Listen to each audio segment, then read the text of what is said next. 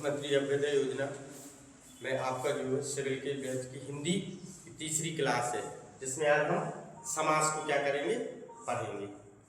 अब इसमें समास को पहले एक छोटे रूप में देखने की, कोई बहुत बड़ा रूप है, कोई विस्तृत बात है, उसको छोटे में कर देना और कह देना कि क्या है, समास है। यानी तो समास क्या हो जाएगा, तो समास का शाब्दिक अर्थ अगर हम देखेंगे तो क्या है, समास का शाब्दिक अर्थ है संक्षेपीकरण। क्या है, संक्षेपीकरण यानी कि छोटा करना। ठीक है, तो समास का शाब्दिक अर्थ जो होता है वो क्या होता है, संक्षेपीकरण। समास का शाब्दिक अर्थ है संक्षेपीकरण। तो समास का शाब्दिक अर्थ क्या हो गया, संक्षेपीकरण। अगर हम इसकी परिभाषा की बात करेंगे तो परिभाषा क्या हो जाएगी, दो या दो से अधिक शब्द जब मिलते हैं, दो शब्द मिलकर कोई एक क्या करे, नए शब्द का निर्माण हो, ठीक है, सार्थक शब्द का निर्माण हो, तो वो क्या हो जाएगा, आपका समास हो जाएगा। इसको बड़ी अच्छे से लिखना शुरू कर दें। ठीक है, जब दो या दो से अधिक शब्द मिलकर एक नए शब्द का क्या करें, निर्माण करें। जब दो या दो से अधिक शब्द मिलकर एक नए सार्थक शब्द का निर्माण करें, इसे हम क्या कहते हैं, समास।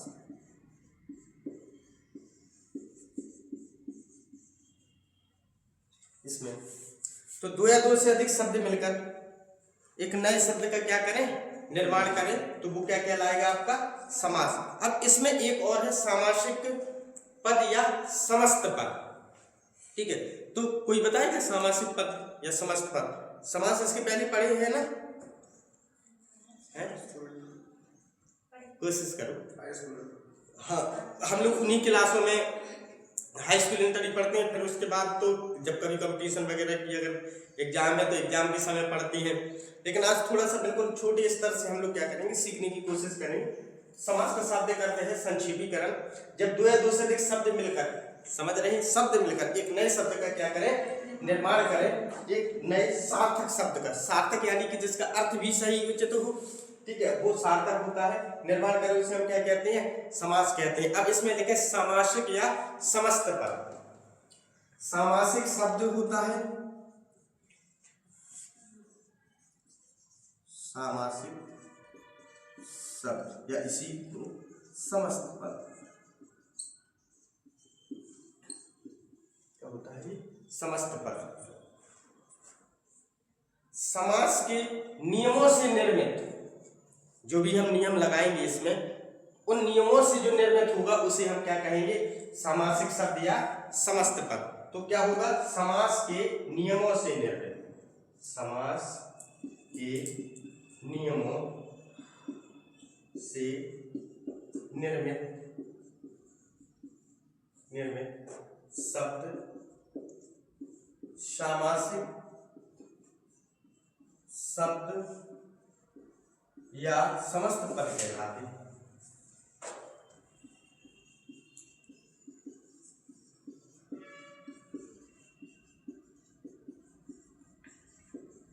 समस्त पद कहलाते हैं। इनमें क्या होता है, जो चिन्ह रहते हैं, चिन्ह जो समास के बीच में चिन्ह होते हैं, जैसे राजा का पुत्र है ना, रसोई का घर, ठीक है, तो इस प्रकार के जो बीच में जितने भी चिन्ह, या चिन्ह को हम एक और नाम से जानते हैं परसर, है ना, उनका लोप हो जाए, वो गायब हो जाए, और फिर उसके नियम से जो बने वो क्या होगा, तो वो हमारा समास ही होगा। तो इसमें हम एक और लाइन को आप लोग लिखेंगे कि इसमें क्या होता है, जब हम सामासिक या समस्त पद बनाते हैं, समस्त पद बनाते हैं, तो इसमें चिन्ह का क्या हो जाता है, लोप हो जाता है। अब ध्यान देना, सब कुछ तो समास है, लेकिन जब आपने पढ़ा राजपुत्र, भरपेट, यथाशक्ति, ठीक है, या फिर नीलकंठ, लंबोदर, दशानन, ऐसे बहुत सारे जब समास आपने पढ़े तो वो समास नहीं, वो क्या है एक्चुअली में आपके सामासिक शब्द, वो क्या है सामासिक शब्द है। और जब उसको थोड़ा सा अलग करेंगे, विग्रह करेंगे, तो उसमें निकलेगा जैसे लंबोदर जिसका उदर क्या हो बड़ा हो, नीलकंठ जो अपने कंठ में क्या हो नील धारण किए हो, नीला हो जिसका कंठ वो क्या है नीलकंठ, अर्थ है उसका शिव जी, यही है ना, तो अर्थ भी निकलते हैं। तो हमें इतना बड़ा रूप लिखेंगे, ठीक है, इतना बड़ा अगर हम लिखने वाले रहें कि जैसे जिसके कंठ, कंठ यानी गले में, जिसका गले में नीलापन हो या नीला हो, तो उसको एक छोटे रूप में भी तो लिख सकते हैं, जैसे नीलकंठ। पीला वस्त्र धारण करने वाला पीताम्बर, पीताम्बर से अगर हमने कृष्ण को कह दिया पीताम्बर से एक शब्द और समझ में आएगा, अरे ये तो कृष्ण का ही एक नाम है। दशानन जैसे बोला हमने तो 10 सिर वाला, तो हमें लिखना ही नहीं है इतना कि 10 सिर वाला, आप लोग उसी को एक छोटे रूप में भी लिखते हैं ना, तो अपनी बात को वही क्या होता है अपने आप में समास होता है। लेकिन जो शब्द बोले हमने जैसे दशानन, गजानन, ठीक है, तो तिराहा, चौराहा, नवरात्रि, नवग्रह और जय पराजय, सत्य असत, माता पिता, भाई बहन, इस प्रकार के जितने भी शब्द होंगे वो अपने आप में क्या होंगे सामासिक या समस्त पद। क्लियर हो गया। तो हम जो लोग उसे पढ़ते हैं, जैसे इसमें अभी उदाहरण भी लिखाएंगे, तो वो क्या होंगे, वो हमारे समस्त पद होंगे।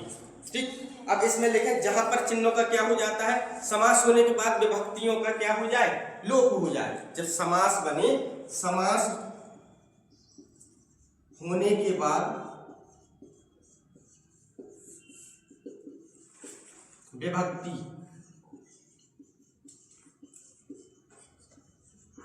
या चिन्ह, चिन्ह को हम उपसर्ग भी बोलते हैं, क्या हो विलुप्त हो जाए,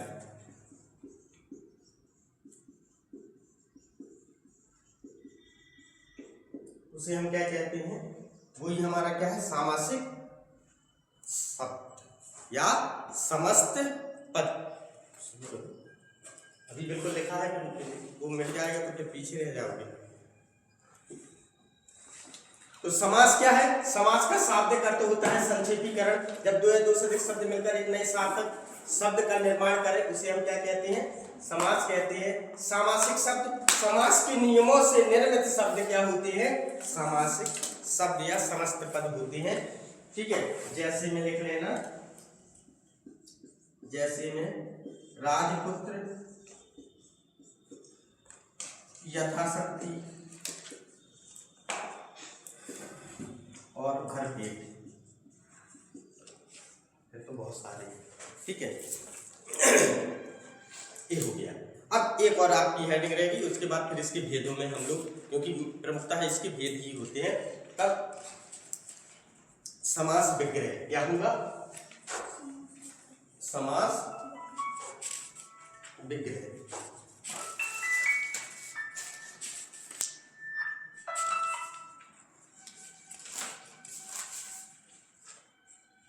समास विग्रह, समास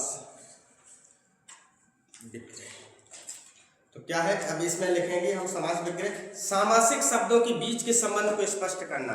सामासिक शब्दों के क्या है, समास विग्रह। समास विग्रह क्या है, सामासिक शब्दों के, सामासिक शब्दों के बीच के, सामासिक शब्दों के बीच का संबंध प्रकट करना क्या कहलाता है, समास विग्रह कहलाता है। जैसे राजा का पुत्र रसोई का घर है ना, और 10 सिर वाला, यानी राजा का पुत्र। यहाँ पे संबंध प्रकट किया जा रहा है कि पुत्र किसका है, राजा का। घर क्या है, रसोई घर। यहाँ पर लिख देते स्नान घर, तो उससे स्पष्ट समझ में आता ना कि हाँ यहाँ पर स्नान करते हैं, नहाते हैं, वो घर जो है क्या है, स्नान घर। और जहाँ खाना बनता है तो इस घर का संबंध रसोई से। जहाँ संबंध सामासिक शब्द है ना, जैसे इसका क्या हो जाएगा, राजपुत्र, इसका क्या हो जाएगा, रसोई घर, और इसका क्या हो जाएगा, 10 सिर वाला, दशानन। ठीक है, तो यहाँ पर क्या हो जाएगा, वो तो क्या है, हमारे सामासिक शब्द है, वो क्या है, सामासिक शब्द। अब उनका जो बीच का संबंध प्रकट कर दे वो क्या है, समास विग्रह। ये होता है विग्रह। विग्रह यानी कि बिल्कुल अलग अलग टुकड़े किए जाए और उसके अर्थ को भी स्पष्ट साथ समझा दिया जाए। जैसे हम कोई एक छोटी बात बोले और वो नहीं समझ में आ रही है, तो फिर हम उसको क्या करेंगे, आपको बड़ा करके बताएंगे, विस्तृत बताएंगे, विग्रह करके बताएंगे, तभी तो समझ में आएगा। तो वो क्या हो जाएगा, हमारा समास विग्रह। अब लिखेंगे हम समास के भेद। आप बताएं आपने समास के कितने भेद पढ़े हैं? प्रकार, हाँ भाई,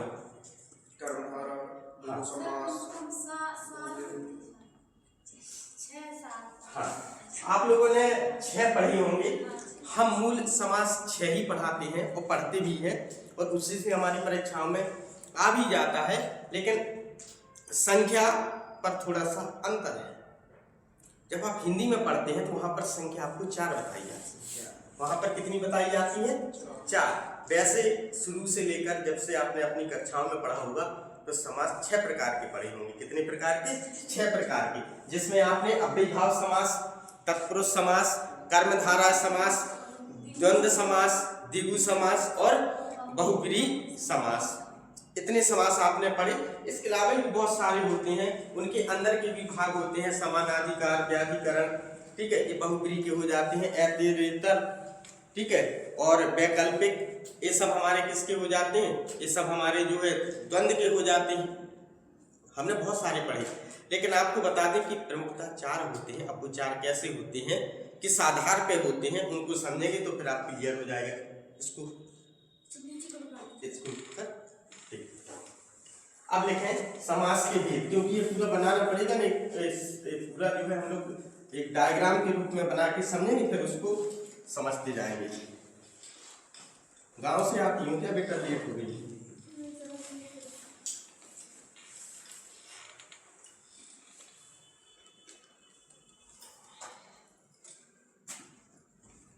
समास के भेद,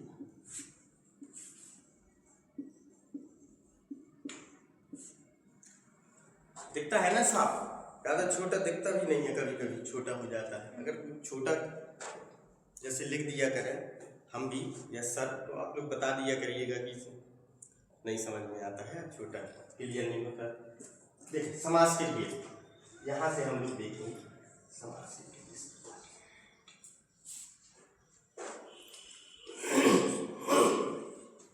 संख्या हिंदी में 4 ही किए गए हैं, ठीक है, और संस्कृत में जो कर्मधारा है और द्विगु समास है, इसको अलग अलग कर दिया गया है, ठीक। तो इसको स्पष्ट करके रखना।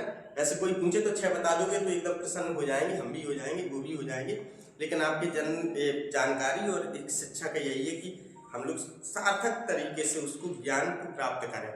तो पहला क्या हो जाएगा, अव्ययी। इसमें एक एक शब्दों की महत्वता है और आपको उन सब के बारे में थोड़ा सा पता होना चाहिए जो भी कुछ लिखेंगे हम। अव्ययीभाव समास, इसके बाद है तत्पुरुष समास, इसके बाद है आपका द्वंद्व समास, फिर बहुब्रीहि समास।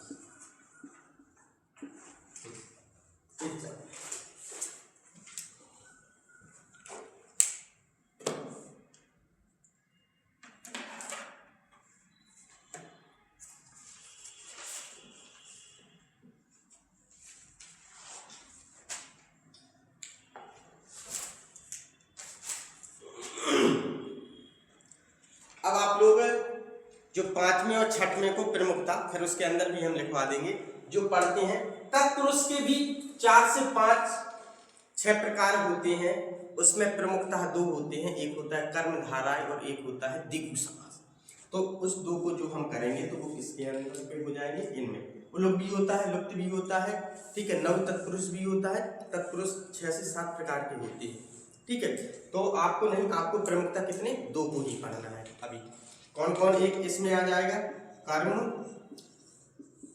धारय समास और क्या है द्विगु समास। अब कितने हो गए हमारे सब जो पढ़ने वाले हम 6 हो गए, ठीक है।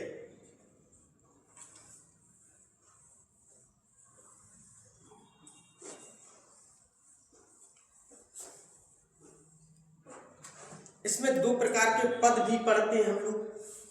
पद कैसे, एक पूर्व पद होता है, एक उत्तर पद होता है, ठीक है। तो पद कितने होते हैं समास में जब हम देखते हैं तो पद हमारे कितने होते हैं, 2 होते हैं।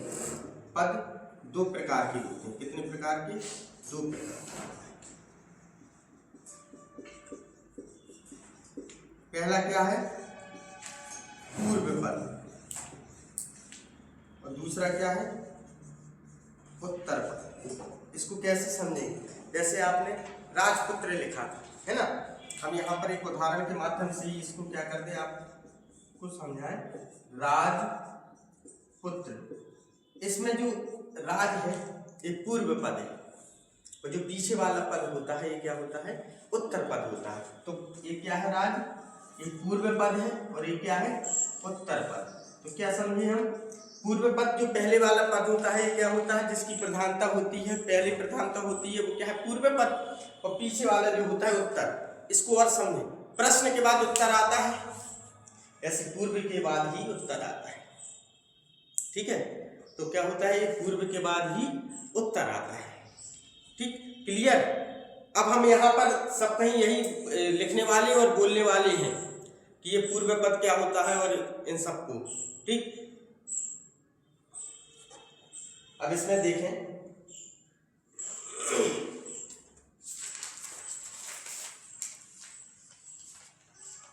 हाँ, अब हटाना पड़ेगा ये सब कुछ, ठीक है। और इसमें ऐतरेतर, समाहार, वैकल्पिक द्वंद्व, जैसे द्वंद्व में भी अगर होते हैं तो 3 होते हैं, ऐतरेतर, समाहार और वैकल्पिक। एक जब हम द्वंद्व पढ़ेंगे तब उसी के बीच में क्या करेंगे, इसको लिखा देंगे। अभी हमने देखे समास के भेद, अव्ययीभाव समास, तत्पुरुष समास, द्वंद्व समास, बहुब्रीहि समास। इसको यहाँ पर भी थोड़ा सा समझना, फिर लिखेंगे। अव्ययीभाव समास, जिसका पूर्व पद क्या होता है, प्रधान होता है, कुछ कहा, पूर्व पद इसका क्या होता है, प्रधान होता है।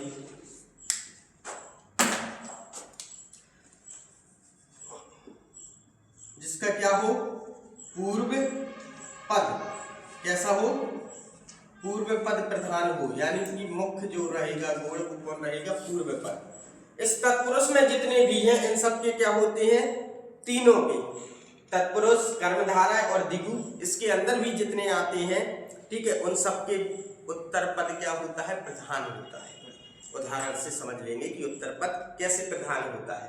जैसे आपको बताया रसोई घर, स्नान घर, तो घर तो है लेकिन घर की प्रमुखता है। अब अगर आपने रसोई कर दिया, ठीक है, तो रसोई के लिए घर हो गया, रसोई का घर हो गया, और स्नान घर कर दिया तो स्नान का घर, स्नान के लिए घर।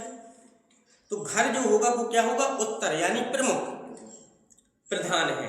कर्मधारय में हम देखते हैं, कर्मधारा यानी कि जहां पर किसी की विशेषता बताई जाए, जहां पर विशेषण और विशेष हो, इसमें हम उपसर्ग और उपसर्ग नहीं, अब उपमान और उपमेय भी समझते हैं।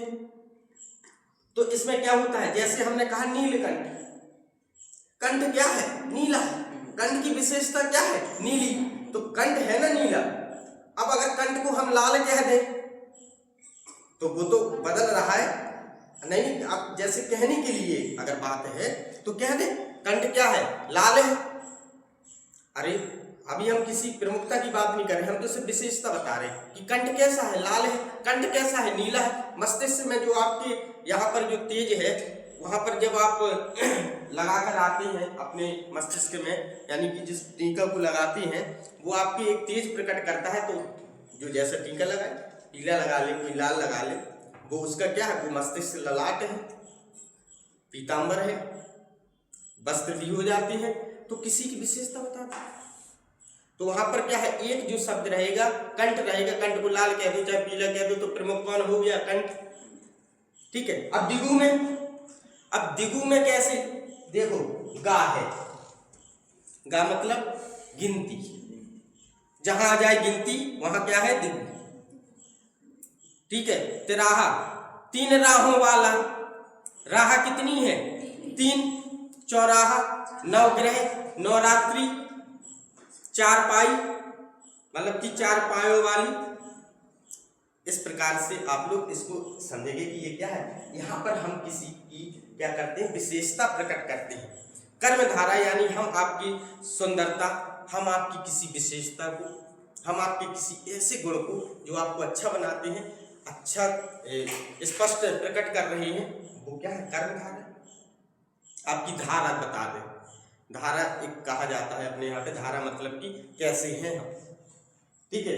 तो वो धारा जो प्रकट कर दे, जैसे गाय है, सफेद गाय, तो गाय कैसी है, सफेद। गाय की विशेषता क्या है, सफेद होना। काली गाय, गाय की विशेषता क्या है, काली। ठीक है। नीला पेन, पेन कैसा है, काला पेन, पेन कैसा है। तो इसमें आपको स्पष्ट करना पड़ेगा कि कहां पर विशेषण है और कौन विशेष है। तो कोई बच्चा बताएगा कि विशेषण और विशेष से क्या होती है, अगर यही से क्लियर करें फिर आगे बढ़े। विशेषण और विशेष, सिर्फ एक उदाहरण के माध्यम से समझा दो तो बहुत अच्छा रहेगा।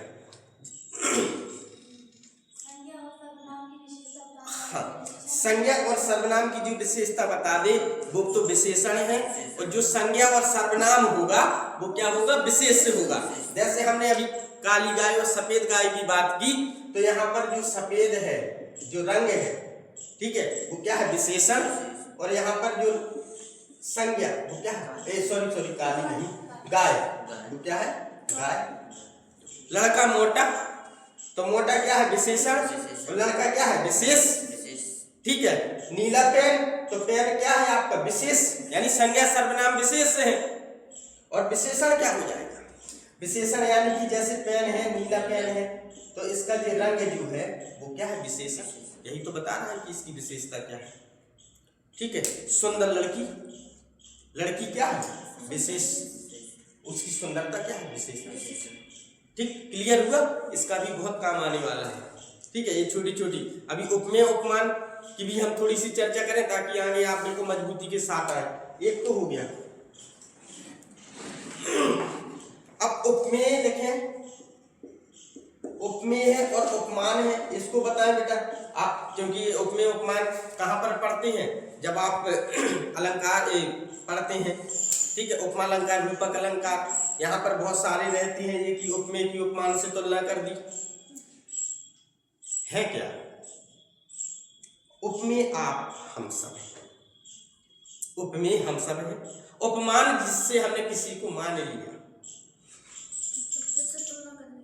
जिससे तुलना कर दी। जैसे आपकी तुलना हमने किसी एक्टर से कर दी, अभिनेत्री से कर दी, तो आप क्या हो गए, उपमेय।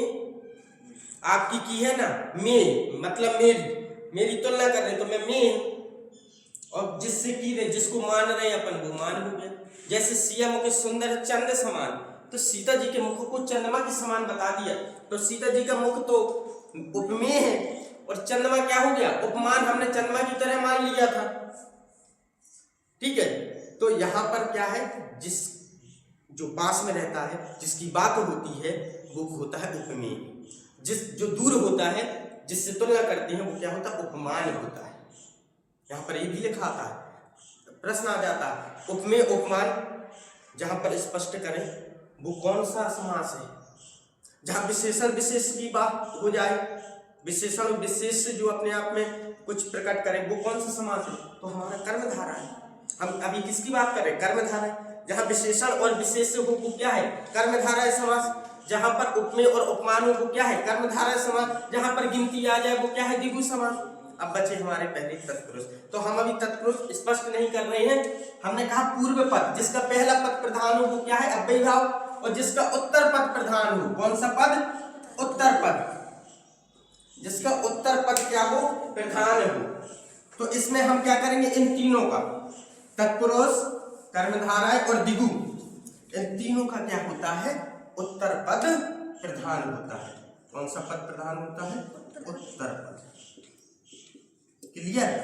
अब प्रश्न आ जाए, निम्नलिखित में से किसका उत्तर पद प्रधान होता है या नहीं होता है? नहीं होता है, प्रश्न बनाए। ठीक है, तो उसमें तत्पुरुष, कर्मधारय, द्विगु और एक लिखा हो द्वंद्व। तो किसका नहीं होता है? द्वंद्व समास। क्योंकि द्वंद्व समास में दोनों पद प्रधान होते हैं। तो इसमें क्या लिखेंगे? द्वंद्व में जिसके दोनों पद क्या होते हैं? प्रधान होते हैं। मतलब पूर्व भी और उत्तर भी। राम, हाँ, माता पिता, माता भी उतनी प्रधान है और पिता भी उतनी प्रधान है। राम लक्ष्मण, भाई बहन, सुख दुख। ठीक है, अच्छा बुरा समझ में आ रहा है? आ रहा है ना? अब दो प्रकार के सर होते हैं। एक जो, हाँ, दो प्रकार के सर होते हैं। अभी कैसे सर होते हैं? ठीक है, एक हवा वाला सर होता है, एक आपका कैसे, जैसे पूछा समझ में आ गया, जो बचपन से हिल रहा है। ठीक है, एक वो वाला सर जो रियल में समझ में आने पर हिल रहा होता है। तो आपको रियल वाला जो है, जितने हैं, बहुत अच्छे से समझ लेते हैं समाज को, ताकि, क्योंकि ऐसा नहीं है, टॉपिक छोटे होते हैं लेकिन वो बहुत ज्यादा, जब पढ़ने बैठते हैं ना तो कंफ्यूजन कि पूर्व पद क्या है, उत्तर पद क्या है। आप पढ़ते रहेंगे, आप बहुत सारे माध्यम से पढ़ते रहेंगे, समझ में भी आ जाएगा, लेकिन फिर कुछ समय के बाद वो जाने लगता है, चला जाता है। तो ऐसा सर हले जो रियल में समझ में आए। तो हमारा उत्तर पद जिसका प्रधान होता है ये पूरा है। जिसका पूर्व पद प्रधान हो ये पहले वाला पूर्व है। जिसके दोनों पद प्रधान होते हैं, द्वंद्व, द्वंद्व, द्वंद्व, देखो दादा, दोनों पद प्रधान हो। गिनती किसमें आती है? द्विगु में। अब याद ही नहीं, बस ऐसे देखो और बस गा आ जाए, वही है। कंफ्यूजन नहीं होना, रटने नहीं है। ठीक है, बहुत बच्चे कहते हैं कि द्विगु और द्वंद्व में हम तो कंफ्यूज हो जाते हैं। होने नहीं है, गा आ गया गिनती। संख्यावाची लिखा हो, संख्या और गिनती तो जानते ही, बस कोई दिक्कत नहीं। प्रश्न हो गया। कर्मधारय जो किसी की विशेषता बता दे, जिसमें विशेषण विशेष होता है, जिसमें उपमेय उपमान होता है, वो क्या है? कर्मधारय। अच्छा, तत्पुरुष की तो बात ही नहीं की। तत्पुरुष में भी उत्तर पद प्रधान होता है, लेकिन बेटा इस तत्पुरुष में क्या आते हैं? कारक आते हैं। क्या आते हैं? कारक। थोड़ा थोड़ा करते जाएंगे, एक साथ हम बहुत कुछ बता देंगे। तो एक साधो सब सदैव, सब साधो सब जाए। जब हम एक को साथ देते हैं, है ना, एक को साथ देते हैं तो वो अच्छे से सज जाता है। और अगर आप 10 को एक साथ लेकर चलेंगे तो कुछ नहीं। चलो, तो द्वंद्व समास में क्या है? दादा, यानी कि जिसके दोनों पद प्रधान हो। कोई कंफ्यूजन हो गया? क्लियर? दोनों पद प्रधान हो, ये बहुब्रीहि है। ठीक है, तो जब बहु होती हैं, जो बहु बन के जाती हैं, ठीक है, तो इनके कोई भी प्रधान नहीं होते हैं। ठीक है, तो जिसका कोई पद प्रधान ना हो, अभी तो उनके समझने में समय लग जाएगा। ठीक है, तो इनका कोई पद प्रधान नहीं होता, वो सोचती है हम अपने हिसाब से चला लें। ठीक है, तो फिर पता चलता है कि नहीं, यहाँ तो सास प्रधान है। ठीक है, तो वो सोचती नहीं हम प्रधान, तो वो कहते हैं कि ऐसे पद में कोई प्रधान नहीं रहेगा। ठीक, तो क्या होगा? जहां पर दोनों पद प्रधान ना हो या अप्रधान, आ का अर्थ क्या होता है? ना होता है। ठीक है, जहां दोनों पद अप्रधान, ऐसे लिखकर आता है परीक्षाओं में, इसीलिए ऐसे बता दिए समझने के लिए, तो हम कुछ भी समझ लें। ठीक है, तो आपने इतना समझा। जहां पर हमने पदों की बात की, तो क्या है? अब आप इसके उदाहरण में बहुब्रीहि के उदाहरण, बहुब्रीहि के उदाहरण में जैसे नीलकंठ। नीलकंठ किसे कहते हैं? जिसका कोई तीसरा अर्थ निकले, जिसका कोई तीसरा अर्थ निकले, और ऐसा अर्थ निकले जो किसी देवी देवताओं या किसी को इंडिकेट करता हो। हाँ, तो जैसे लंबोदर, पीताम्बर, ठीक है, दशानन, त्रिलोचन। बिल्कुल। अब ऐसे तो अपने कितने सारे नाम है। अब इसमें क्या है? गिनती आ गई, त्रि। अब त्रि आ गया है तो आपको एक चीज का ध्यान रखना है। क्या ध्यान रखना है?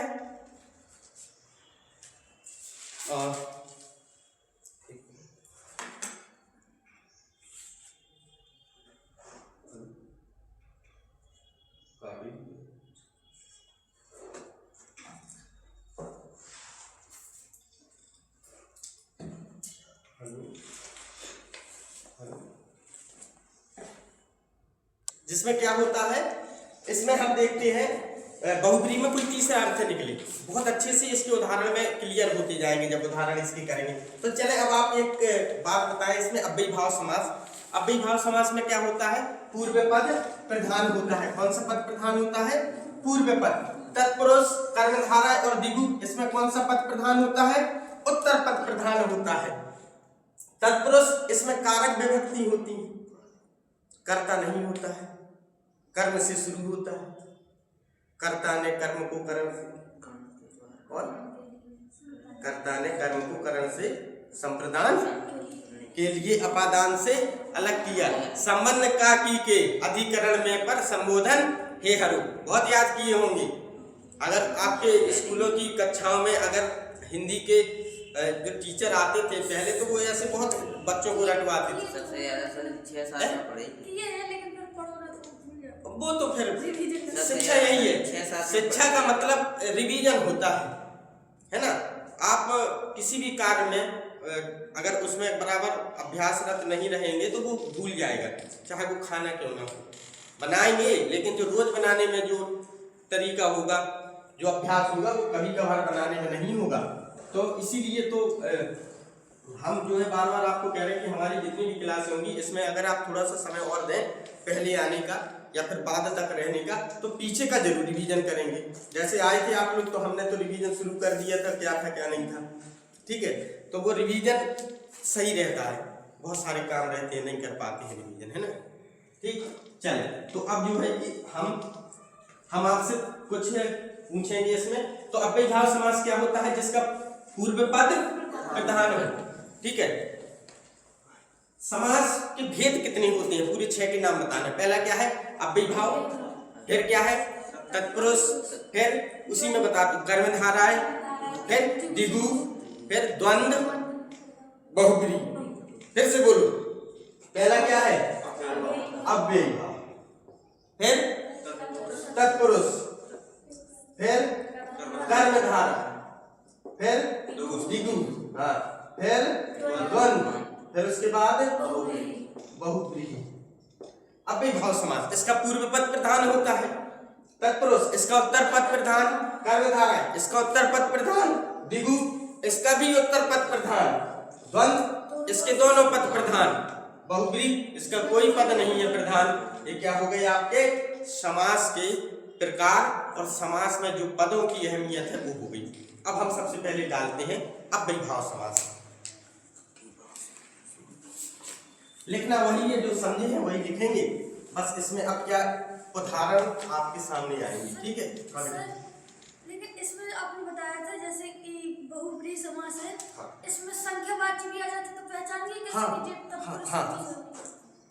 इसमें अगर संख्यावाची आ जाए तो फिर पहचानेंगे कैसे कि बहुब्री है या फिर संख्या वाला है, द्विगु है।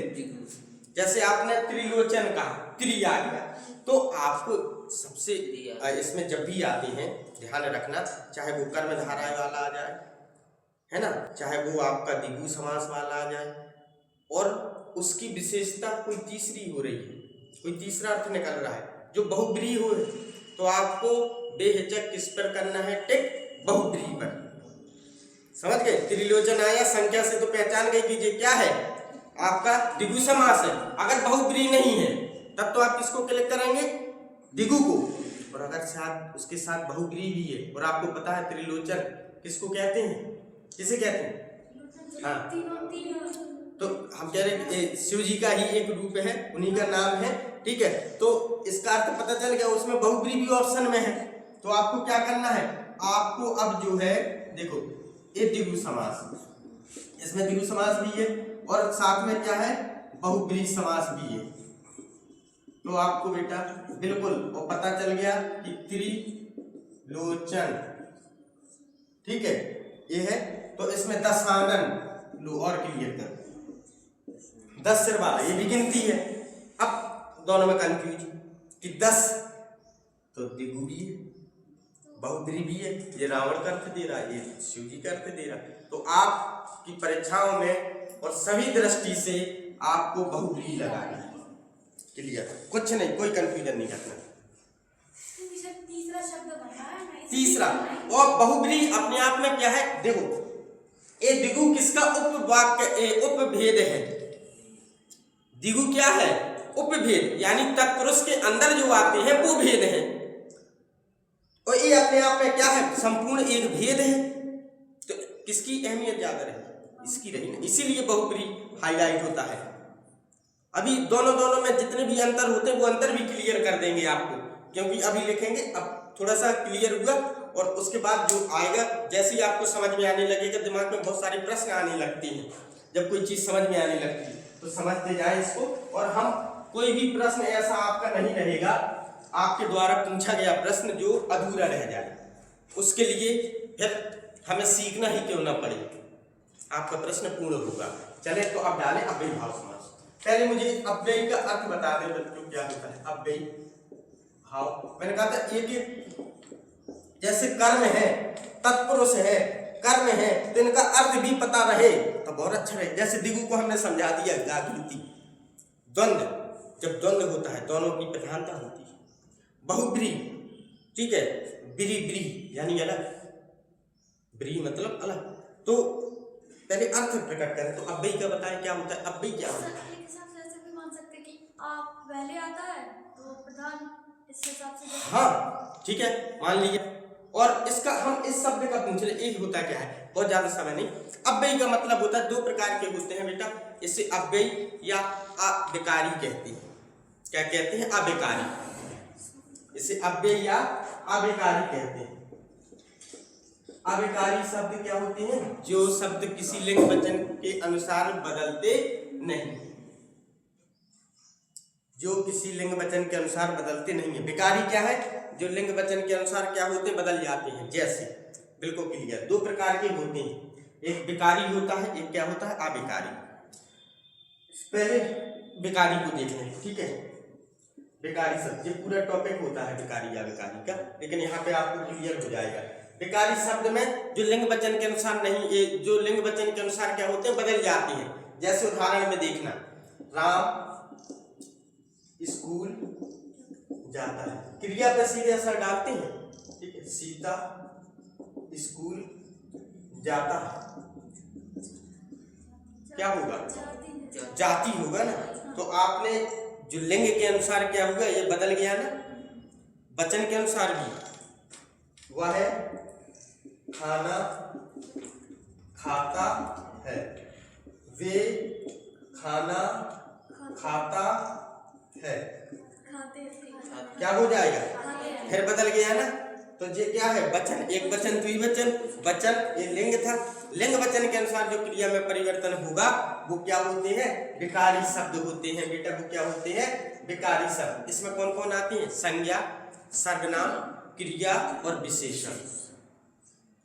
जैसे मोटा लड़का, अब लड़के होंगे तो मोटा लड़के नहीं होगा, समझ रहे। विशेषण हमने बात की, एक शब्द की विशेषण आपको क्लियर है, किसी की क्या करते हैं, संज्ञा सर्वनाम की जो विशेषता बताएं उसे हम क्या कहते हैं, विशेषण कहते हैं। तो यहाँ पर क्या हो गया, यहाँ पर जैसे हमने लिख दिया मोटा लड़का, और यहाँ पे एक और लिखा मोटा लड़की, नीचे वाला तो आपको क्लियर लग गया कि गलत है। यहाँ पे क्या लिखेंगे, मोटे, विशेषण बदला, इसके अनुसार लिंग के अनुसार विशेषण, लिंग के वचन के अनुसार बदला, ठीक है। तो अब यहाँ पे क्या हो जाएगा, मोटी। अब यहाँ पे होता अगर मोटा लड़की है तो क्या करते इसको, मोटी या पतली, जो भी करते। तो यहाँ पे क्या हो जाता, बदल रहा, क्लियर हो रहा है ना। ये क्या है, विकारी है जो बदल जाए। अब अविकारी क्या है, चार शुरू के जो नाउन, प्रोनाउन, वर्ब और क्या है एडजेक्टिव, ये क्या होते हैं, ये विकारी होते हैं। यानी कि संज्ञा, सर्वनाम, क्रिया और विशेषण, ये क्या है, विकारी है। कौन कौन है विकारी, संज्ञा, सर्वनाम, क्रिया और विशेषण। ठीक है। अब आबेकारी, हमें तो आबेकारी समझना है। तो आबेकारी क्या होते हैं? जो लिंग वचन के अनुसार ना बदले ऐसे शब्द, जैसे अब और ए, अब, जैसे अब है, वह अब आएगा, वह अब आएगी, अब तो नहीं बदला, वह अब आएगा, वह अब आएगी। ऐसे बहुत सारे शब्द होते हैं जो लिंग वचन के अनुसार नहीं बदलते हैं, उन्हें हम क्या कहते हैं? आबेकारी या अव्ययी। ठीक, उसे क्या कहते हैं? आबेकारी या अव्ययी। ठीक है। तो अब इसमें हम लोग आबेकारी की अव्ययी भाव समास में करेंगे। इस समास में पूर्व पद क्या हो? अव्ययी हो, यानी पहला पद क्या होता है? अव्ययी होता है, जो बदलता नहीं है। जैसे प्रति, यथा, आ, अनु, ये सब क्या बोले हमने? प्रति, यथा, आ, अनु, नि, बि, निर, निस, दुर, दुस, अति, अभि, अनु, ये सब क्या है? अव्ययी तो है। ठीक है। और क्या है? आबेकारी भी है, उपसर्ग भी। अव्ययी भाव की सबसे अच्छी पहचान है कि इसके आगे के जो शब्द रहता है वो अपने आप में उपसर्ग रहता है। सबकी एक एक ऐसी विशेषता है जो दोबारा समास आपको ना पढ़ने के लिए विवश कर देगी। एक ही बार पढ़कर आप समझेंगे। जहां पर उपसर्ग आ जाते हैं वो क्या होता है? अव्ययी।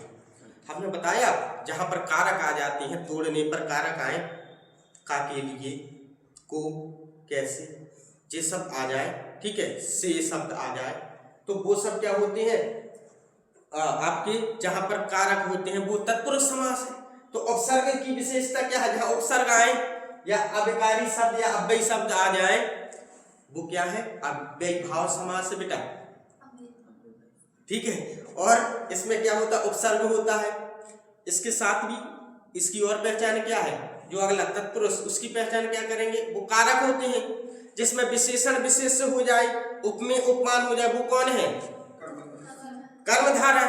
ठीक है। और जिसमें संख्यावाची या गिनती आ जाए वो कौन है? द्विगु समास।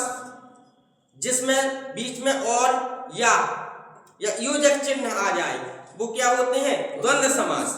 और जिसमें कोई तीसरा अर्थ निकले वो क्या है? बहुब्रीहि समास। ये पहचान है, तुरंत पहचानेंगे। जैसे हमने कहा प्रतिदिन, प्रतिदिन यानी दिन क्या है? प्रति, प्रति यानी रोज रोज, दिन दिन, हर दिन, प्रतिदिन का यही अर्थ है। ठीक है।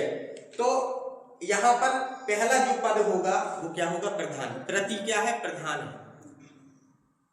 असफलता, सफलता के पहले आ लग गया। आमरण, मरण के पहले आ लग गया, यानी मरने तक। आमरण अनशन का मतलब क्या होता है? मरने तक। यही बोलते हैं ना, आमरण अनशन चल रहा है। क्लियर है? ठीक है। भर पेट यानी पेट क्या है? भरा। अब जब भर लग गया तो भरी तो बता रहा है कि पेट भरा है, नहीं तो खाली पेट होता तो पता चलता कुछ है ही नहीं है। तो कौन सा शब्द जो है प्रमुख है? जैसे हमने कहा भर, भर पेट। अब इसमें देखो कितना एक सरल एक उदाहरण जो होता है जो पूरे विभाग को समझा। भर पेट, पेट कैसा है? भरा हुआ। और यहीं पे अगर हम इसको हटा देते, उपसर्ग यानी आगे वाला या अव्ययी को अलग कर देते, यहाँ पे लिख देते खाली, तो अब क्या हो गया? कौन है खाली? पेट ही तो है। तो इससे इसकी पता चल रहा है ना। तो ये वाला पद जो है पूर्व पद, यही तो प्रधान है, यही तो बता रहा है कि भरा है पेट की खाली है, कि पीछे वाला बता रहा है? ये बता। राजपुत्र, पुत्र को पता चलेगा कि किसका पुत्र है? राजा का पुत्र है। ठीक। तो यहां पर आपको इसमें लिखना है अव्ययी समास में, जिसमें पूर्व पद क्या होता है? प्रधान होता है। इसमें और भी बहुत कुछ है, लिखा है। इसमें पहला जो शब्द होता है वो उपसर्ग होता है। इसमें क्या होता है? पूर्व पद प्रधान होता है। क्या होता है? पूर्व पद प्रधान। तो अब जिसमें प्रथम पद अव्यय भी होता है, यानी पूर्व पद प्रधान होता है, प्रथम पद क्या होता है? अव्यय। जिसमें लिखे, जिसमें पूर्व पद क्या होता है?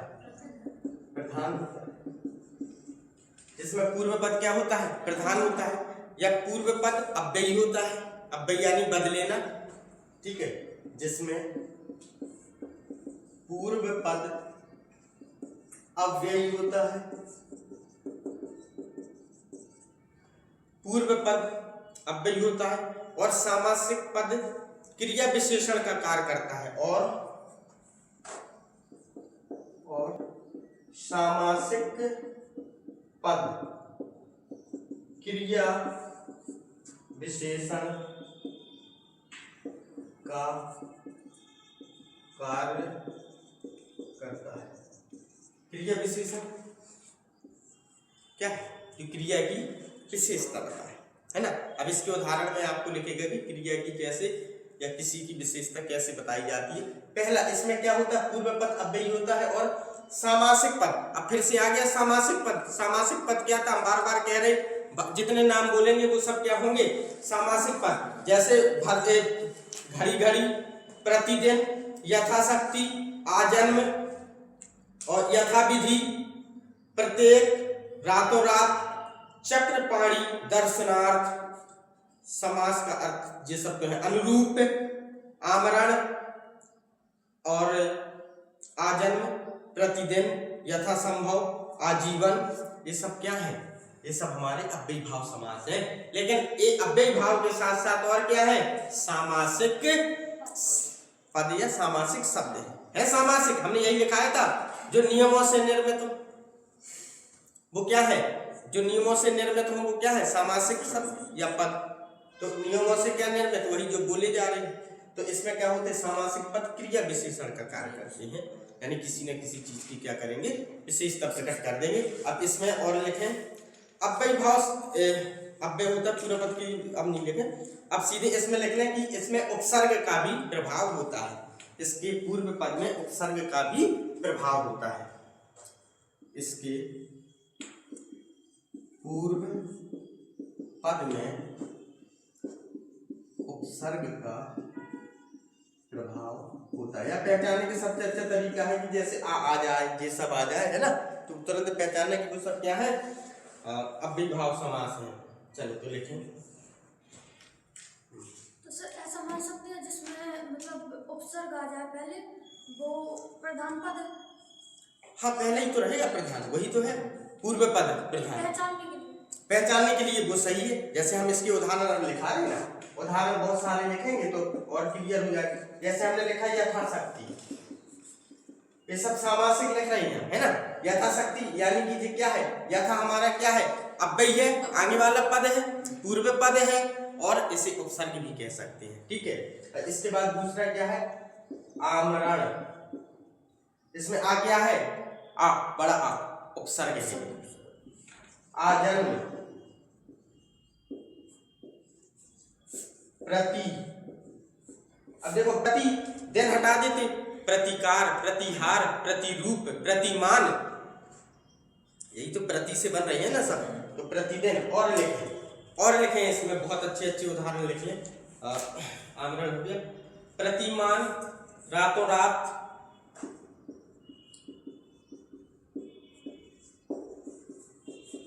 रातों रात, दिनों दिन। देखो एक जैसे भी आते हैं वो भी क्या होते हैं अपने आप में? धीरे धीरे हो गया, समझ में आएगा। एक जैसे शब्द भी आए वो भी क्या होते हैं? वो भी अव्ययी भाव होते हैं, है, ठीक है। और तो दोनों पद प्रधान किसमें? कैसे धीरे में कैसे दोनों पद प्रधान होंगे? दोनों एक जैसे ही तो है। वो कह रहा धीरे यानी कि क्रिया, और वो क्रिया की तो कर रहा है विशेषता कि धीरे। अभी रुक जाओ, घड़ी घड़ी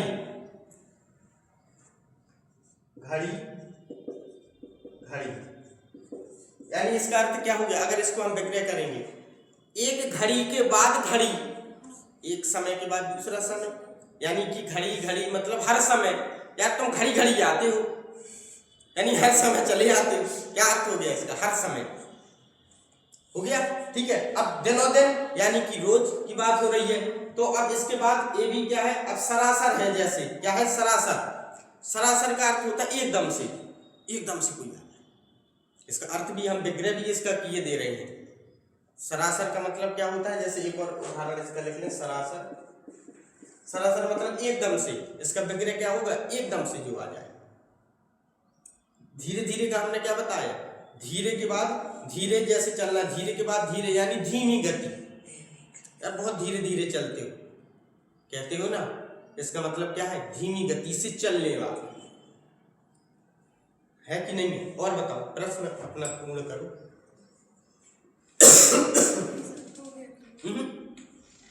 इसका देखो, प्रति, रातों, अच्छा समझ में दिनों, धीरे धीरे, इसकी कहते हैं दोनों पद। बेटा जहां दोनों पद की बात होगी वहां देखो माता पिता हल्का सा बिलोंग होगा, भाई बहन, अच्छा बुरा, देखो तो समान कहाँ है, ये तो एक जैसे। हाँ एक जैसे। माता माता होती तो कहते थे कि दोनों पद प्रधान है, इसमें तो ये कई पद प्रधान है भाई। धीरे तो जी कह रहे हैं ना हम इसको, अरे यार बहुत धीरे चल, सिलों को यही हो गया इंडिकेट कर रहा। दिनों दिन यानी रोज डेली दिन, हर दिन मचाए। पानी है, पानी है किसी के पास?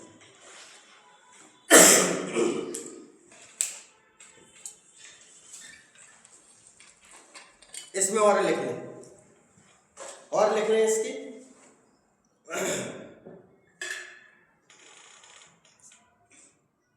उदाहरण जितने लिखेंगे क्लियर हो जाएगा। यथासंभव,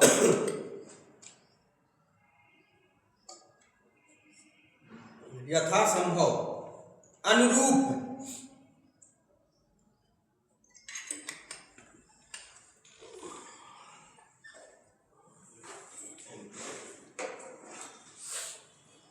अव्ययभाव हो गया।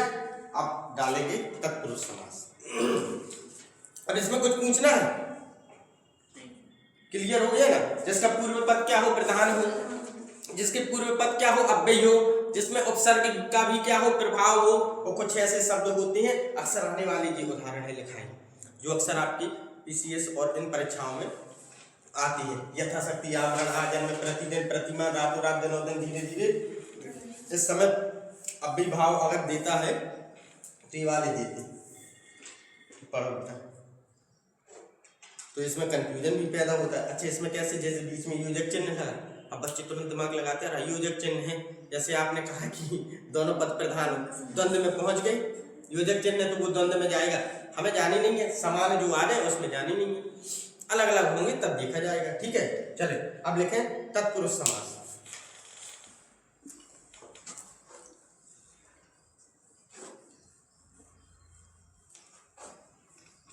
इसमें उत्तर पद, तत्पुरुष समास में क्या होता है, उत्तर पद प्रधान होता है।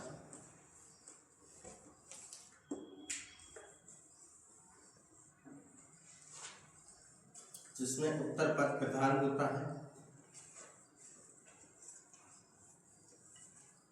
कारक विभक्ति, इसमें क्या होता है, उत्तर पद प्रधान होता है।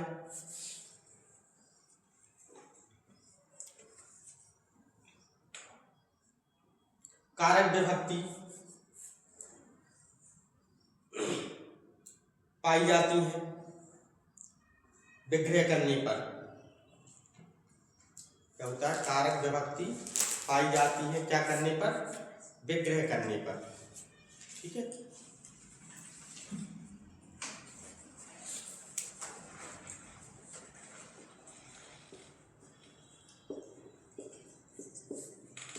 अब इसमें इसका क्या होता है, उत्तर पद प्रधान। कारक विभक्ति, कारक विभक्ति में कौन कौन सी, ठीक है, कैसी विभक्ति, तो सबसे पहले हम तत्पुरुष समास में लिखेंगे विभक्तियों को। टोटल 8 विभक्ति होती, कितनी होती है, 8। कौन कौन सी विभक्ति होती, अरे वही तो है, कर्ता नहीं हमें जोड़ना है। ठीक है, इसके बाद कौन है, कर्म, कर्म तत्पुरुष समास। फिर उसके बाद करण तत्पुरुष समास, फिर संप्रदान तत्पुरुष समास, फिर अपादान तत्पुरुष समास, कर्ता कर्म कर्म संप्रदान अपादान अधिकरण, और कौन सा कर्ता हो गया, कर्ता कर्ता में कर्म को करने से संपन्न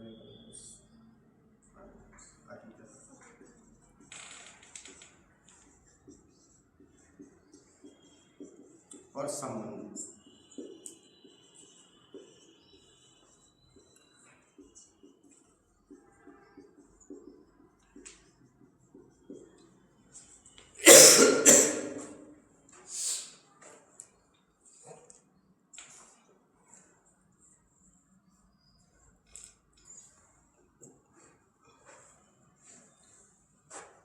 कर्म क्या होता है, को यहाँ पे आते हैं, और करण से द्वारा, संप्रदान के लिए, ठीक है, अपादान से मतलब जहाँ पे अलगाव, अलग होने का अर्थ प्रकट है। जैसे ये वाला बहुत ज्यादा आता है, जैसे पेड़ से फल अलग हो रहा है, जब पेड़ से फल अलग होगा, हिमालय से नदी अलग हो रही है, किसी से कोई वस्तु अलग होती है, तो वहां पर से के अर्थ में क्या है, अपादान होता है, ठीक है। अधिकरण में पर क्या होता है, इसमें अधिकरण में पे पर, और संबंध का की, तो अधिकरण में पे पर, संबंध का की के। अब इसमें एक एक लिखते जाएंगे कि कैसे उदाहरण इसको करेंगे। कर्म में जैसे स्वर्गवास है ना, एक एक दो दो से समझ में आ जाएगा, स्वर्गवास और मनोहर। इसके उदाहरण में क्या है बेटा, स्वर्गवास। स्वर्गवास क्या है, स्वर्ग को प्राप्त करने वाले। जब अलग करेंगे, विग्रह करेंगे, तो इससे अर्थ जो निकलेगा वो उसके बीच में जो विभक्ति होगी वो कौन सी होगी, कर्म, यानी द्वितीय विभक्ति होगी, और कर्म तत्पुरुष होगा। तो जैसे इसको अलग करेंगे तो क्या है, स्वर्गवास जिसे कहते हैं स्वर्ग को प्राप्त। अब एक और उदाहरण है इसका, मनोहर। मनोहर का बताओ बेटा क्या है, हाँ बोलो बोलो बोलो। मन को हरने वाला, निकाल दिया करो बाहर, ठीक है। क्या हो गया, मन को हरने वाला। इसमें कौन सा आ गया अपने आप, अब ये बताओ, अगर हमने इसकी जगह आपको एक दे दिया, जैसे इसमें लिखा है घर खर्च, इसका अर्थ क्या है, घर के लिए खर्च। आप कितनी भी कोशिश करेंगे घर को खर्च, गलत ही हो जाएगा, वो अर्थ ही प्रकट नहीं होगा, सार्थक नहीं होगा ना। हम एक बार दे दें, जैसे मन चाहा, जैसे मनोहर है, ऐसे ही हम एक बार लिखते हैं मन चाहा। हम कहें कि देखो बताओ बेटा जी कर्म तत्पुरुष समास है क्या, तो इसको जब विग्रह करेंगे क्या होगा, मन को चाहने वाला नहीं, मन चाहा क्या होता, मन से चाहना। जब हम मन से किसी को चाहें तो मन से चाहें, वो होता मन चाहा। मन को चाहने वाला नहीं होता है। हमारे मन को कौन चाहेगा, हम मन से चाहा का मतलब है कि वो मन चाहा व्यक्ति है, वो मन चाहा एक पुस्तक है, वो मन चाही किताब है ना, या हमारा मन चाहा ड्रीम है कोई, ठीक। तो आपने अपने क्या किया, मन से चाहा उसे, वो हो गया। तो अर्थ हम कहीं और अगर इसे लगाएंगे तो वो होगा ही नहीं, जो जहां पर है वहीं पे होगा। जैसे तिलकुटा, तिलकुटा तिल को कूटने वाला, सुनते जाइएगा, ठीक है। मरणासन, मरण को आसन यानी मरने के निकट, तो मरण को आसन किया है इसमें, ठीक है। और विदेश गमन, विदेश को गमन करने वाला यानी जाने वाला। देखो को का अर्थ निकल रहा है ना, जिसमें इस प्रकार से अर्थ निकले तो वो समझ जाना क्या है, पहले तो तत्पुरुष है, फिर और तत्पुरुष के अंदर अगर डुबकी लगाई तो कहाँ चले जाओगे, कर्म तत्पुरुष में। अब हम लोग करण तत्पुरुष के उदाहरण देखेंगे। तो करण के देखें, मन चाहा, अभावग्रस्त, तुलसीकृत, तीन लिख रहे हैं। मन चाहा, अभावग्रस्त और तुलसी कृत, इसको करो अगर। हाँ, मन से चाहा, मन चाहा क्या हो गया, मन से चाहा। अभाव से ग्रस्त, अभाव यानी कोई पूर्ति नहीं है, अभाव से ग्रस्त है वो। और तुलसी कृत, तुलसी द्वारा कृत यानी लिखी हुई। क्लियर है? ठीक है, तो इनको अब इसी प्रकार से लिख के समझते जाएंगे, अन्यथा ये तो बहुत है। और जैसे कष्ट साध्य, कष्ट से साध्य, मुंह मांगा, मुंह से मांगा हुआ। और आश्रुपूर्ण, आश्रु से पूर्ण, अभावग्रस्त हो गए। अकाल पीड़ित, अकाल से पीड़ित। बिहारी रचित, बिहारी द्वारा रचित। तो इसमें बिहारी द्वारा रचित, जैसे एक लिखा बिहारी रचित, यानी इसका कौन सा पद प्रधान होता है, उत्तर पद। किसने रची, तो इस रचित, रचित रचित हो रहा है अपने आप में प्रधान तो दिखा रहा। अब यहाँ पे तुलसी रचित होती तो तुलसीदास जी द्वारा रचित, सूर्य रचित तो सूरदास जी द्वारा रचित, बिहारी रचित है तो बिहारी द्वारा रचित, यानी रची गई है, लिखी गई है। क्लियर? क्लियर हो रहा है ना? ठीक, इस बार सब नहीं है ठीक है, समझते जाना अच्छे से, ठीक। क्योंकि कल फिर से जब इसको समय से पहले, तो समय से पहले तो बताओ कौन सा समास, समय से पहले से आ गया तत्पुरुष समास है, उसके अंदर का बता दोगे तो और अच्छा भैया। करण तत्पुरुष, मन से चाह, मन से चाहने वाला, ठीक है। तो यहाँ पे से ऐसा है जो उसी के साथ जुड़ा रहता है, और यहाँ से ऐसा होता है जो अलग होता है। संप्रदान के लिखें रसोई घर, घर खर्च, ठीक है। मार्ग व्यय, रसोई घर, रसोई घर, मार्ग व्यय यानी कि रास्ते के लिए खर्च, यही है ना। रसोई घर, रसोई के लिए घर। आराम कुर्सी, आराम के लिए कुर्सी। मच्छरदानी, मच्छर रोकने के लिए दानी। ठीक है, हो गया। तो ये उदाहरण आपको स्पष्ट जितने होते जाएंगे उतना अच्छा है। अब चले अपादान का लिख लें। अपादान में लिखेंगे जैसे ऋण मुक्त, ऋण मुक्त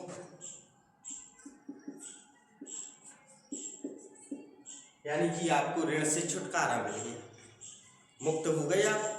तो यहाँ पे क्या हो रहा है, ऋण से छुटकारा मिलना क्या है, ऋण मुक्त है, ठीक है। और उसके बाद क्या है, ऋण मुक्त के बाद एक और लिख लें कामचोर।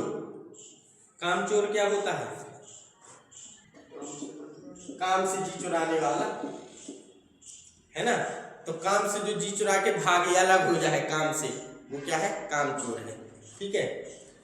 देश निकाला, देश से निकाल दें, देश से अलग कर दें तो वो क्या हो जाएगा, देश निकाला। आकाश पतित, आकाश से पतित हो जाए। इंद्रियतित, इंद्रियों से अतित यानी अलग हो जाए, इंद्रियां से बिल्कुल उसे मोह माया रही न जाए, ठीक है। और क्रमागत, क्रम से आगत, क्रम से आने वाला, ठीक है।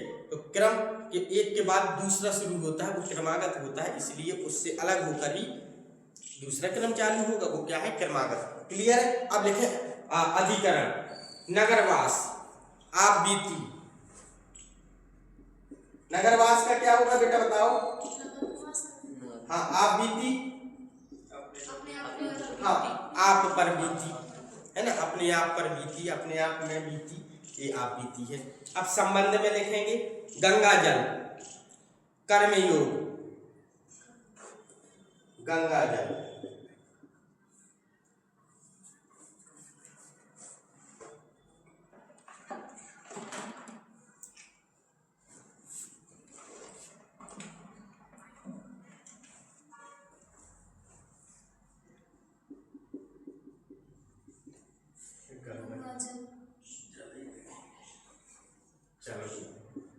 गंगा जल, ठीक है, यानी गंगा का जल।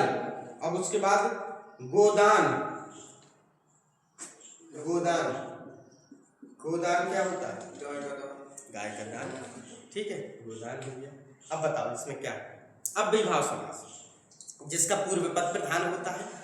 तत्पुरुष समास जिसका उत्तर पद प्रधान होता है, जिसमें विभक्ति और कारक प्रमुख होते हैं। समझने के लिए कैसे अलग करोगे, अब हम यहाँ पर अगर आपको एक वो दे दें, जैसे अगर एक उदाहरण यहाँ पर बताएं कि नीलकमल, या और ऐसा बताएं कि जिसमें आप बताएं, हम कह रहे हैं कि 9 ग्रह, ठीक है, 9 ग्रह। अब इसमें 9 ग्रह का अगर थोड़ा सा इसको विभाजित करेंगे तो क्या है, इसमें जो अर्थ निकलेगा वो उत्तर पद ही प्रदान होगा। यानी 9 ग्रहों का समूह, यही होता है 9 ग्रह, यानी 9 ग्रहों का क्या है, समूह। 9 रात्रियों का समूह यह, उसमें भी तो क्या है, का आ रहा, ठीक है। लेकिन वहां पर हम का देखेंगे कि संबंध, गंगा का जल, 9 ग्रहों का समूह। अब वहां पर आपको एक चीज क्लियर करना है कि आपका तत्पुरुष उत्तर पद प्रधान होता है, इसलिए हमने जो बोला वो भी द्विगु है, उसमें भी क्या होता है, उत्तर पद ही प्रधान होता है। लेकिन वहां पर आपको कहीं पर भी विभक्ति नहीं अपनानी है, कि आप सोचें कि ऐसे तोड़ें और तोड़ने के बाद उसमें तुरंत लिख दें कि वो क्या है, तत्पुरुष समास। नहीं, वो आपको गिनती के आधार पर ही आपको क्या है, आपको किस में जाना है, द्विगु में जाना है। यानी कि जैसे 9 रात्रि 9 ग्रह ये बोला ना, तो आपको द्विगु में जाना है, ठीक है, क्लियर। अब चलें, इसके बाद आप अगला डालें, तो तत्पुरुष हो गए। अब कर्मधारय समास,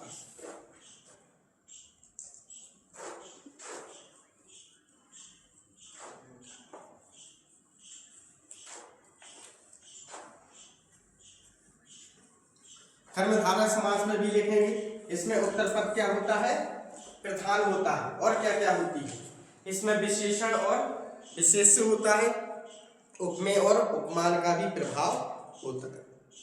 ये सब कौन है, आपके कर्मधारय समास।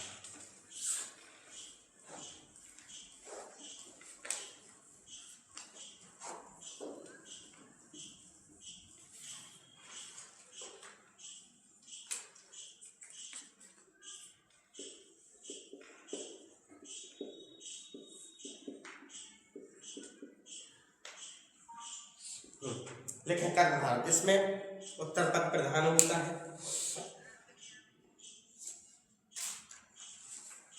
इसमें क्या होता है, उत्तर पद प्रधान, विशेषण विशेष, उपमेय उपमान का संबंध क्या होता है। इसमें देखें क्या है, उत्तर पद क्या होता है, उत्तर पद प्रधान होता है, विशेषण विशेष और उपमेय अथवा लिखते हैं अथवा उपमेय उपमान का बोध उत्तर पद में होता है। कहाँ पे होता है, उत्तर पद में होता है। अब इसमें लिखेंगे, इसके उदाहरण में मृग नयन, पीतांबर, चरण कमल।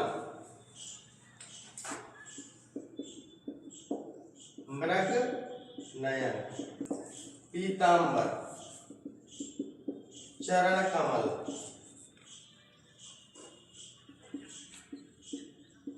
लाल मिर्ची, हरी मिर्च, गुरुदेव, घनश्याम,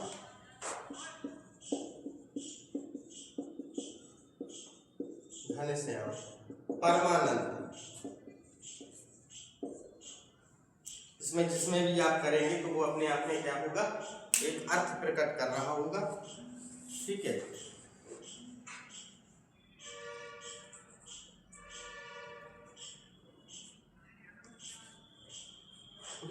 मृग नयन यानी कि मृग, मृग यानी कि हिरण, नेत्र, हाँ, हिरण के जैसे आप होगा, मृग नयन कहते हैं। पीतांबर, पीला वस्त्र। यहाँ पे देखिएगा सब कहीं कुछ ना कुछ आपको जो है किसी के साथ क्या हो रही होगी, या तो तुलना की जा रही होगी या आपके विशेषण यानी कि संज्ञा सर्वनाम की विशेषता बताई जा रही होगी। तो जो बताएगा, जिसकी चर्चा होगी वो होगा विशेष, और जिससे चर्चा, जैसे पीतांबर है ना, तो पीतांबर का मतलब क्या होता है? पीला वस्त्र, यानी वस्त्र जो है, वस्त्र यानी कि यहाँ पर हमने कह दिया पीला वस्त्र है, तो वस्त्र क्या हो गया बेटा? विशेष। क्या हो गया ये? विशेष। और पीला क्या हो गया? विशेषण। ठीक। चरण कमल, कमल चरण के समान है, ठीक है, या चरण कैसे है? कमल के। अब इसमें देखें कि विशेषण और विशेष में ऐसा नहीं है, कभी आगे भी क्या हो सकता है? विशेष हो सकता है, और पीछे विशेषण हो सकता है। ऐसा नहीं है कि तुम आगे ही ढूंढो कि पीला आगे हो, लाल आगे ही हो, पीछे भी होगा तो भी वो क्या होगा? अपने आप में कर्मधारय ही होगा, ठीक है। क्योंकि जब विशेषण और विशेष से पढ़ते हैं, ठीक है, तो इसमें 4 प्रकार के आ जाते हैं, जहाँ दोनों विशेष हो या दोनों विशेषण हो, या एक विशेषण और एक विशेष हो, या आगे क्या हो? आगे विशेष हो और पीछे विशेषण हो। तो 4 प्रकार के इसमें क्या होते हैं? कार्यरत हो जाते हैं। जैसे या तो दोनों क्या होंगे? दोनों अपने आप में विशेष होंगे, या दोनों विशेषण होंगे, या एक विशेषण और एक विशेष, या एक विशेष और एक विशेषण, आगे पीछे भी हो जाते हैं, ठीक है। तो अब इसमें और देखेंगे, जैसे महापुरुष, तो ये क्या है? पुरुष कैसा है? महान है। पुरुष की विशेषता बताई गई है कि वो कैसा है? महान है। परम आनंद, परम क्या है? आनंद। आनंद कैसा है? परम यानी उच्च, ठीक है। घनश्याम, श्याम कैसे है? घन यानी बादल के समान। तो इनकी तुलना किससे कर दी है? बादल से कर दी है। यहाँ पे उपमेय उपमान हुई है। देव यानी कि गुरु, गुरु कैसे हैं? देव के समान। यहाँ पे आगे देखो क्या आ गया? आगे अपना विशेष आ गया, और पीछे देव यानी परमात्मा के समान, गुरुदेव हो गए, ठीक है। ये होती है हमारे क्या? कर्मधारय समास। अब लिखेंगे द्विगु समास। क्या लिखेंगे? द्विगु समास।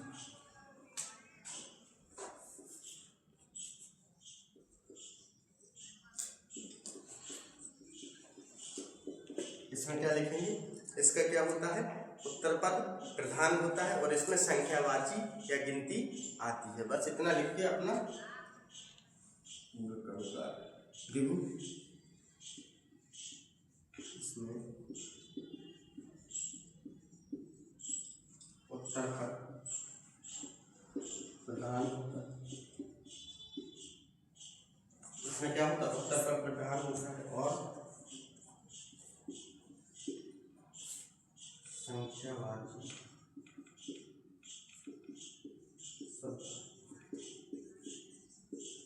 और जो उत्तर पद की ही क्या करती हैं? संख्या बताते हैं। जैसे 9 ग्रह, तो ग्रह कितने हैं? 9, यानी कि यहाँ पे ग्रह है उत्तर पद अपना, है ना, तो ग्रह है प्रमुख, और रात्रि हो जाता तो 9 रात्रि, वो तो गिनती है, लेकिन पीछे वाला ही क्या है? जो उत्तर पद है वही प्रमुख है, ठीक है। तो इसमें उदाहरण लिखें, जैसे चौराहा, पंचवटी,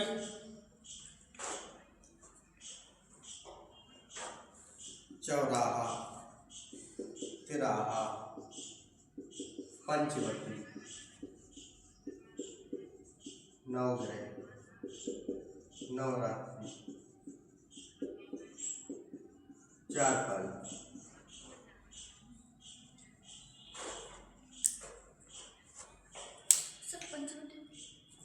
पंचवटी क्या होता है? 5 बटियों का समूह, है ना। और पंचवटी एक और होता है, जो हम मेवा वगैरह बनाते हैं ना, तो उसमें 5 प्रकार के तत्व मिलाते हैं, जैसे पंचमेवा होता है, ठीक है, तो उससे भी होता है। इन सबको क्या करने वाला? अलग अलग करने वाला।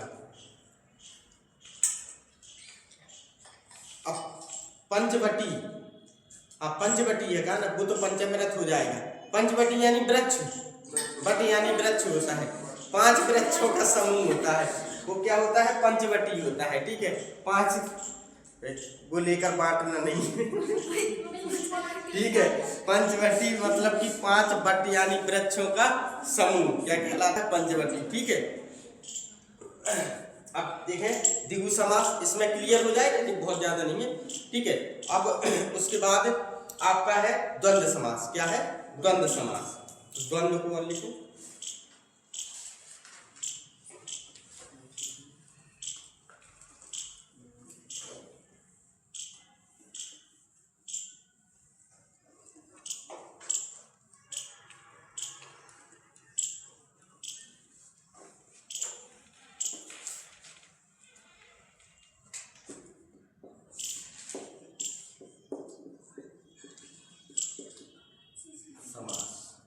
इसमें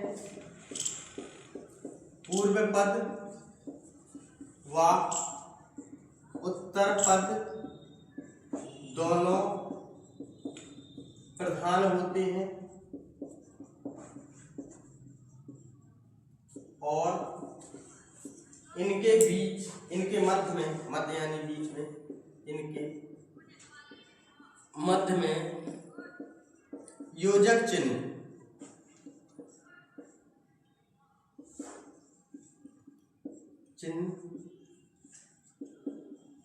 पाया जाता है। और या का जब इन्हें विग्रह करते हैं तो क्या अर्थ निकलता है? और या अथवा ऐसे अर्थ निकलते हैं। ठीक है, विग्रह करने पर और या का अर्थ निकलता है। समास विग्रह करने पर देखिए, जब हम देंगे तो उसे अलग करना तो वही अर्थ निकलेगा। समास विग्रह करने पर और या का अर्थ प्रकट होता है।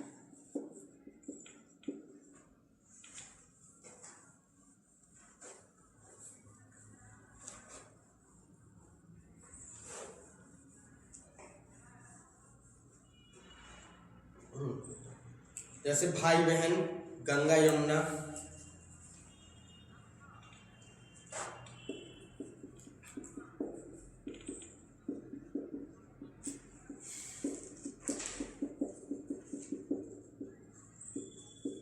अब इसमें करेंगे अलग तो क्या हो जाएगा? भाई और बहन, गंगा और यमुना, आचार विचार, आचार और विचार। तो इसमें अब द्वंद्व समास के 3 भेद होते हैं। इसमें एक विलोम का भी असर होता है हल्का, है ना? ठीक है, तो जैसे अन्न जल, अन्न और जल। अब इसमें हाथ पांव, ठीक है, थोड़ा बहुत, थोड़ा या बहुत, या का भाव है ना? तो ये 3 प्रकार के होते हैं। अब उन 3 प्रकार को और बहुब्रीहि समास को हम लोग अगली कक्षा में, ठीक है, हाँ कर दीजिए, हम अगली कक्षा में इसको करेंगे और इसको पूरा आप क्या करके रिवीजन करके आएंगे आज का पूरा पीछे का पढ़ के। ओके।